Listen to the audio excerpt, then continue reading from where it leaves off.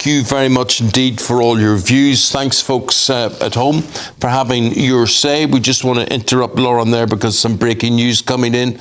Royal Mail has been fined. It's got a fine of £21 million for missing its first and second class mail delivery targets in the financial year for 24-25. This has been implemented by Ofcom. So £21 million for missing targets, Royal Mail. And Royal Mail is a company, Lauren, I don't know if you've got a view on Royal Mail, but they seemingly directionless as to what they're supposed to be doing. They obviously don't want to make deliveries. They want to cut them out on Saturdays and cut them down during the week and whatever.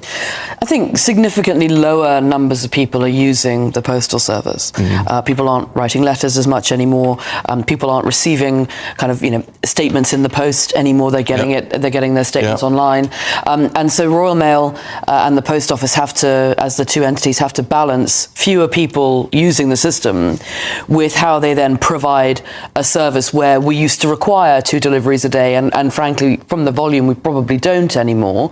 But if they cannot meet their minimum service requirement, that's an even bigger problem. But they have a problem with how many people do they need to employ, how many individuals can actually make these routes. They can't make the routes much bigger without severely impacting some of these individuals because they're walking routes still for a lot of them. It's a big balancing act for them, and I sympathise because it's tough and not enough people are using the system to pay for it well enough. Well, Ofcom have said that this is the third largest fine that they have ever issued, and the Director of Enforcement says that millions of important letters are arriving late. People aren't getting what they pay for when they buy a stamp. Royal Mail only delivered 77% of first-class mail and 92% of second-class mail on time. Just not good enough. Okay. Thanks very much, Lauren. Thank you. Middle East now, and President Trump has threatened to disarm Hamas after they carried out a mass execution in Gaza yesterday. This is what he had to say. They don't disarm, we will disarm them. They know I'm not playing games, okay? Now, we did something monumental. We got the hostages back. That was the first thing we had to do. Above all else, get the hostages back. Now, they misrepresented because we were told they had 26, 24 of dead hostages, if we can use those terms. And it seems as though they don't have that. Well, Hamas is believed to be reasserting control in Gaza, targeting suspected collaborators as it tries to tighten its grip following Israel's withdrawal from key areas. Now, all of this is coming just days after Trump declared he had secured peace in the region. Easier said than done. Let's hear from journalist and broadcaster Kevin Myers on this one.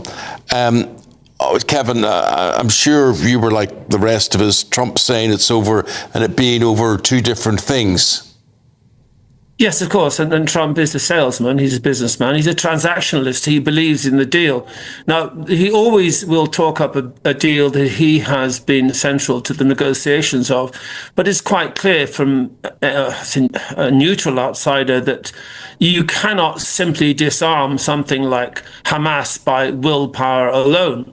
This has to be done by coercion. The only thing that Hamas understands is naked power. It is a body of nihilist, messianic, Khmer Rouge, Waffen-SS cross. Yeah, so what's going to be done? I mean, he said this may or may not involve violence. I mean, it has to involve violence because they don't really understand anything else, do they? Oh, it looks as though we've just lost connection there with Kevin Myers. We'll try and reconnect with him and bring that to you. But her point is that, Trump sits there and says, this is over. He's going to do this. He knows, they know I'm being serious about this. What's he going to do? Send in American troops, American boots on the ground? Send in NATO forces, let Israel back in again? It would be Israel again, wouldn't it? And that would be the end of a ceasefire, which is already so fragile. Trump thinks that he just by saying things makes it happen. And in a war situation, it's just not going to be the case. Let us know your views as to what you think is the next step. The weather, oh, well, it's a funny old thing. There's nothing much moving. There's a big grey cloud right over the whole country because we're in the middle of a high pressure thingy-majig. Oh, you're across the detail. Well, I know, but just this high pressure sitting over the country and there's no wind. Oh, right. There's basically no wind. That's what's happening. I think you could give Aidan McGivern a run for his money. Well, good morning, Aidan.